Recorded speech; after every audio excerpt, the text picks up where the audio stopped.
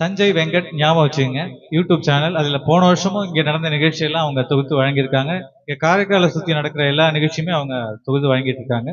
அவசியம் எல்லாரும் அதை பார்க்கணும் அப்படின்னு வேண்டிக்கிறேன்.